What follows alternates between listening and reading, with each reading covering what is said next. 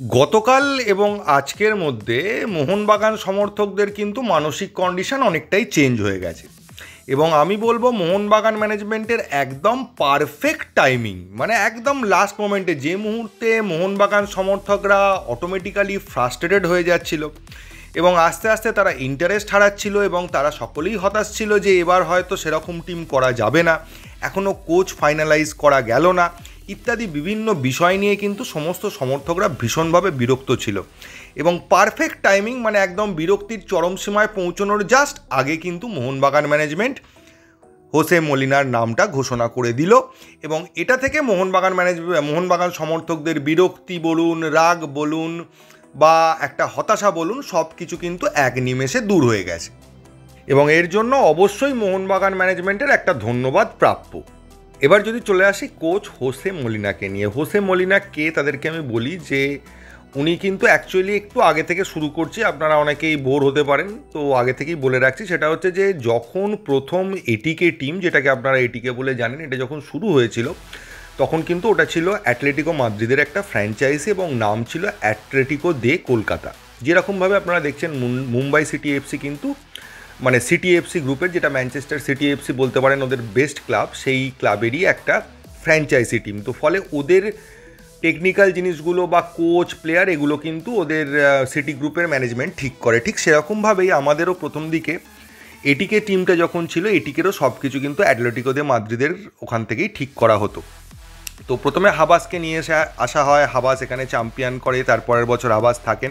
এরপরে হাবাসকে যখন চেঞ্জ করা হয় তখন হাবাসের পরিবর্তে যে কোচকে আনা হয় তিনি ছিলেন এই হোসে মলিনা এবং তিনি প্রথমবার এসেই কিন্তু এটিকে চ্যাম্পিয়ন করেছিলেন এই আইএসএল। এবং এই প্রসঙ্গে এটা বলা উচিত, যেটা এটিকে ম্যানেজমেন্ট ছিল বা এখন যেটার নাম হয়েছে মোহনবাগান সুপার জায়ান্ট ম্যানেজমেন্ট, যারা রয়েছে একই ম্যানেজমেন্ট কিন্তু রয়েছে এবং তাদের সাথে এই হোসে মলিনার সম্পর্ক কিন্তু অনেক দিনের এবং যেরকমভাবে হাবাসের সঙ্গে সঞ্জীব গোয়েঙ্কার একটা সুন্দর সম্পর্ক আছে, অতটা না হলেও এই হোসে মলিনার সঙ্গেও কিন্তু সঞ্জীব গোয়েঙ্কার একটা সম্পর্ক রয়েছে বা একটা যোগাযোগ আছে এবং সেই পার্সোনাল রিলেশনের ভিত্তিতেই কিন্তু তাকে আনা হয়েছে। তা না হলে এখানে কোনো স্পেনের স্পোর্টিং ডিরেক্টর বা উনি যে লেভেলের ব্যক্তিত্ব, সেই লেভেলের ব্যক্তিত্বকে আনা যায় না। টাকা দিলেও তারা সবসময় আসতে চায় না। অনেকেই আমাকে বলছিলেন যে টাকা দিয়ে সব কিছু হয়, কিন্তু আমার ধারণা, এটা আমার ব্যক্তিগত ধারণা, আমি কিন্তু সঠিক তথ্য জানি না, আমি আগেই বলে দিচ্ছি যে শুধুমাত্র টাকা দিয়েই মলিনাকে এখানে নিয়ে আসতে পেরেছে এরকম ব্যাপার নয়। তাহলে তো আরও বড় লেভেলেরও কাউকে আনা যেত, সেটা বড় কথা নয়। এবং হোসে মলিনা যে ভারতে আবার কোচিং করাতে রাজি হয়েছে, এবং আরেকটা বিষয় এখানে বলে রাখা দরকার, উনি কিন্তু কোচিং কেরিয়ারটা ছেড়ে দিয়েছিলেন, মানে কোচিং কেরিয়ার থেকে দূরে ছিলেন। স্পোর্টিং ডিরেক্টর যেহেতু ছিলেন, তিনি আর কোচিং করাতে পারছিলেন না, তাই তিনি আবার কোচিংয়ে ফিরছেন। এই সব কিছু কিন্তু অত সহজে রাজি করানো যায় না এবং সেটা মোহনবাগান ম্যানেজমেন্ট কিন্তু করে দেখিয়েছে। এবং যে প্রশ্নটা সব থেকে বেশি করে এসছে সেটা হচ্ছে হোসে মলিনা কীরকম কোচ।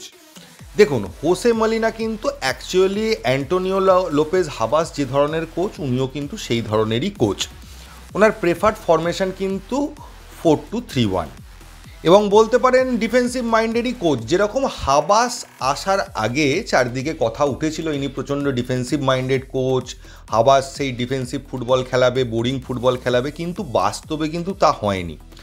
হাবাস কিন্তু আগে যে ধরনের ফুটবল খেলাতেন, এবছর কিন্তু মোহনবাগানকে নিয়ে সেই ধরনের ফুটবল খেলাননি, তিনি 3 ব্যাকে চলে গিয়েছিলেন, অ্যাটাকিং ফুটবলই খেলিয়েছিলেন। এবং হোসে মলিনাও কিন্তু যে তার পুরনো ছন্দেই খেলাবেন বা 4-2-3-1-এই খেলাবেন এরকম কিন্তু কোনো মানে নেই। এরা হচ্ছে অনেক বড় মাপের কোচ, এরা যে ধরনের টিম পায় সেই টিম অনুযায়ী খেলায়। এদের কোনো পার্টিকুলার ছক থাকে না যে আমি এইভাবেই খেলাবো। এবার যেহেতু লাস্টবার এটিকে তিনি যে ছকে খেলিয়েছিলেন, সকলে ধরে নিচ্ছে যে এবারও হয়তো তিনি সেই ছকেই খেলাবেন, সেটা কিন্তু নাও হতে পারে। আর একটা বিষয় বলে রাখাটা দরকার যে অ্যান্টোনিও লোপেজ হাবাস তিনি কিন্তু মোহনবাগান ছেড়ে যাচ্ছেন না, তিনি কিন্তু টিডি হিসেবে থাকছেন। ফলে হোসে মলিনার যে কোনো প্রবলেমের জন্য বা যে কোনো সাজেশনের জন্য কিন্তু অ্যান্টোনিও লোপেজ হাবাস অ্যাভেলেবেল থাকছেন। এবং আমার ধারণা ভারতীয় ফুটবলার নতুন নেওয়ার ক্ষেত্রে উনি কিন্তু হাবাসের সাহায্য নেবেন এবং হাবাসই হয়তো ঠিক করবে যে ইন্ডিয়ান প্লেয়ার কাদেরকে নেওয়া হবে, কারণ তিনি ইন্ডিয়ান ফুটবল থেকে গত কয়েক বছর দূরে ছিলেন। যদিও তিনি বিভিন্ন খেলার হাইলাইটস বা খেলার রিপ্লে দেখে তিনি বুঝতে পারবেন যে এই মুহূর্তে ভারতের প্লেয়াররা কোথায় আছে, কে ভালো খেলছে। তবুও আমি বলছি, আমার ধারণা কিন্তু অ্যান্টোনিও লোপেজ হাবাসি ইন্ডিয়ান স্কোয়াডে কাকে নেওয়া হবে সেটা ডিসাইড করে নেবেন। এবং হোসে মলিনা আসায় মেইন যে অ্যাডভান্টেজটা হলো সেটা হচ্ছে যে তিনি একজন বড় মাপের কোচ, বড় বড় টিমে কোচিং করিয়েছেন এবং তিনি প্লেয়ার জীবনেও একজন বড় প্লেয়ার ছিলেন। তিনি বিভিন্ন বড় বড় লিগে খেলেছেন, মানে স্পেনেরই বড় বড় লিগে বড় বড় ক্লাবের হয়ে খেলেছেন, স্পেনের ন্যাশনাল টিমের হয়ে খেলেছেন, লা লিগার মতো টুর্নামেন্ট জেতার অভিজ্ঞতা রয়েছে তার, কোপা দেল রে জেতার অভিজ্ঞতা রয়েছে তার। যার ফলে কোনো বড় মাপের হাই প্রোফাইল প্লেয়ারকেও যদি মোহনবাগান নিয়ে আসে তাকে ম্যানেজ করতে হোসে মলিনার খুব একটা সমস্যা হবে না। এবং আরও একটা সবচেয়ে ভালো বিষয় হচ্ছে ইনি কিন্তু কি বলবো অর্থোডক্স কোচ নন, মানে আমি এই স্টাইলেই খেলিয়েই যাব, এটাইতেই হচ্ছে মানে এতে হলে হবে, না হলে হবে না, এই একই ছক ধরে থাকবো, সেইটা কিন্তু তিনি করেন না। তিনি কিন্তু এক্সপেরিমেন্টও করেন। হাবাসও রিস্ক নেয়, হাবাসও অনেক জায়গায় অনেক কিছু চেঞ্জ করে অপোনেন্টকে মানে বোকা বানিয়ে দেয় বা অপোনেন্টকে অপ্রস্তুতে ফেলে দেয়। তো সেইটা কিন্তু হোসে মলিনার মধ্যে আরও বেশিভাবে আছে। তারও কিন্তু মস্তিষ্কের চাল যেটা আমরা বারবার বলতাম যে হাবাসের একটা মস্তিষ্ক বিশালভাবে কাজ করে মোহনবাগানের জেতার পেছনে, হোসে মলিনার ক্ষেত্রেও কিন্তু একই ব্যাপার। ওনার মস্তিষ্কও কিন্তু হাবাসের মতোই ক্ষুরধার এবং উনিও নানা রকম তার ম্যানেজেরিয়াল স্ট্র্যাটেজি দিয়ে অপোনেন্টকে মানে কাবু করার চেষ্টা করেন। যেটা আমরা বলছিলাম যে কোচ হিসেবে যে এক্সট্রা অ্যাডভান্টেজ যেটা আমরা ফেরান্ডোর সময় পেতাম না, অথচ হাবাসের সময় পেতাম। হাবাস বেঞ্চে থাকলে টিম অন্যরকম খেলে, হাবাস বেঞ্চে না থাকলে টিম সেইভাবে খেলতে পারে না। এই প্রবলেমটা কিন্তু এখানেও হবে না, মানে হাবাসের মতোই ইনিও কিন্তু একটা আলাদা কোচিং এবিলিটি দিয়ে ম্যাচ বার করতে পারেন। তবে এখানে আমি দুটো কথা বলবো যে যত বড়ই কোচ হোক অনেক ক্ষেত্রেই দেখা গেছে তারা প্রথম বছরটা একটু স্ট্রাগল করে। তো এক্ষেত্রেও সেটা যদি হয় তাহলে আমি মোহনবাগান সমর্থকদের বলবো একটু ধৈর্য রাখার জন্য, কারণ এনার মধ্যে এবিলিটি আছে, এনার মধ্যে ক্ষমতা আছে। ইনি টিমকে যদি একবার গুছিয়ে নিতে পারেন, একবার টিমের সঙ্গে মানিয়ে নিতে পারেন বা টিমটাকে ঠিক মতো ম্যানেজ করতে পারেন, তাহলে টিম ঠিক রেজাল্ট দেবে। সেটা যদি প্রথম ম্যাচ থেকে নাও হয় বা প্রথম টুর্নামেন্ট থেকে নাও হয়, তাহলেও কিন্তু কিছুদিনের মধ্যে ইনি যে কোয়ালিটির কোচ তিনি কিন্তু সামলে নেবেন ব্যাপারটাকে।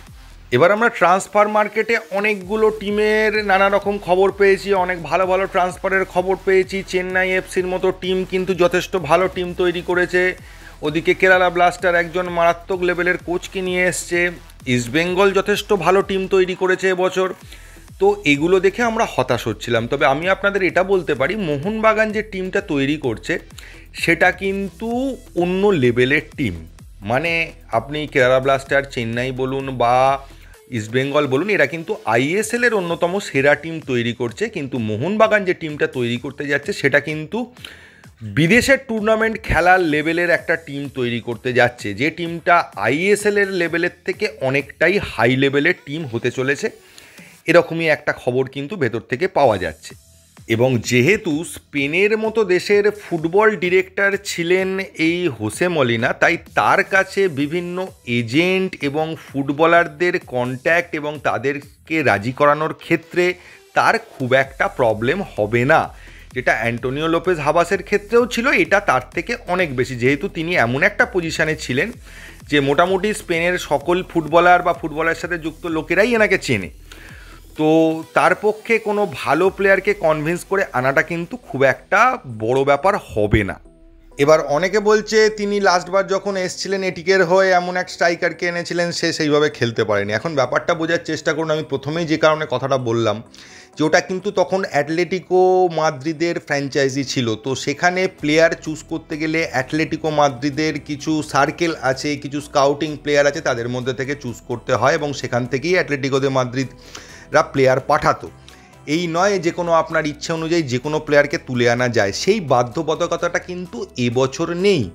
মোহনবাগান ম্যানেজমেন্ট কিন্তু এই কোচ যে প্লেয়ারকে চাইবে তাকে ডাইরেক্টলি অ্যাপ্রোচ করতে পারে, কারুর মানে পারমিশন নেওয়ার কোনো প্রয়োজন নেই। 2 নম্বর বিষয় হচ্ছে যে আগেরবার যখন তিনি এটিকেতে এসছিলেন তখন এটিকে টিমের বাজেট কিন্তু লিমিটেড ছিল। এই মুহূর্তে কিন্তু সেই বাজেটটা অনেকটা বেড়ে গেছে। ফলে খুব বড় লেভেলের বা ভালো প্লেয়ার আনার ক্ষেত্রে খুব একটা প্রবলেম হওয়ার কথা নয়। হ্যাঁ, এখন আপনি বলতে পারেন যে এখন 100 কোটির প্লেয়ার বা 70 কোটির প্লেয়ার কি আনা সম্ভব, সেটা সম্ভব নয়। তবে এখনকার বাজেট আগের থেকে অনেকটাই বেশি, তাই আগের থেকে অনেক ভালো কোয়ালিটির প্লেয়ার তিনি চাইলেই আনতে পারেন। এবং এটা থেকে ক্লিয়ারলি বোঝা যাচ্ছে যে কেন বলা হচ্ছিল যে Jonny Kauko, Hector Yuste, Brandon Hamill এদের থেকে বেটার প্লেয়ার পাওয়া গেলে এদেরকে মোহনবাগান ম্যানেজমেন্ট রাখবে না। তো এবারে ব্যাপারটা পরিষ্কার হয়ে গেল সকলের কাছে যে উনি কিন্তু ওই পজিশানের অন্যান্য বেটার প্লেয়ারদের সঙ্গে কথাবার্তা চালাবেন এবং সেখানে মোহনবাগান ম্যানেজমেন্টও তাদের সঙ্গে নেগোশিয়েট করবে। যদি সব কিছু ঠিক থাকে, তাদেরকে এখানে আনা রাজি করানো যায়, তাহলে কিন্তু এই প্লেয়াররা আর কেউ থাকবে না।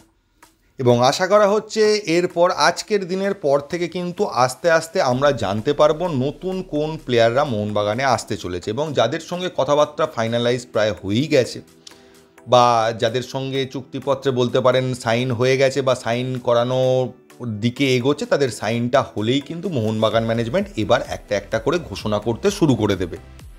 এবং হোসে মলিনা পার্সোনালি কিন্তু অ্যাগ্রেসিভ ফুটবলে বিশ্বাসী এবং তিনি অ্যাগ্রেসিভ ফুটবল খেলাতেই পছন্দ করেন। তাই এটা মনে করা হচ্ছে যে এবার হয়তো আরেকটু বেশি অ্যাগ্রেসিভ ফুটবল মোহনবাগানের থেকে দেখা যেতে পারে। আর একটা সবথেকে বড় বিষয় হচ্ছে তিনি একজন গোলকিপার ছিলেন। ফলে গোলকিপারদের আপনারা জানেন যে গোলকিপার এমন একটা পজিশান যেখান থেকে মাঠের পুরো জিনিসটা দেখা যায়। ফলে অনেক ক্ষেত্রেই গোলকিপারকে ক্যাপ্টেন করা হয়। সে দাঁড়িয়ে অনেকটা সময়ও পায় অন্য প্লেয়ারদের থেকে বেশি এবং পুরো ম্যাচটা রিড করতে পারে গোলপোস্টের নিচ থেকে।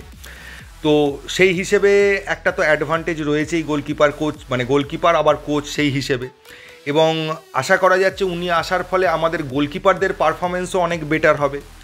আমাদের বাঙালি প্লেয়ার প্রীতম কোটাল বলুন বা দেবজিৎ মজুমদার বলুন, তারা কিন্তু সবই এনার আন্ডারে খেলেছিল এবং দেবজিৎ যেহেতু গোলকিপার ছিল, তো ফাইনালে টাই ব্রেকারটাও কিন্তু ওই দেবজিতের বদান্যতাই জিতেছিল এবং দেবজিতের পারফরমেন্স ছিল অসাধারণ, সেটা দেখা গেছিল ওনার আন্ডারে খেলার সময়।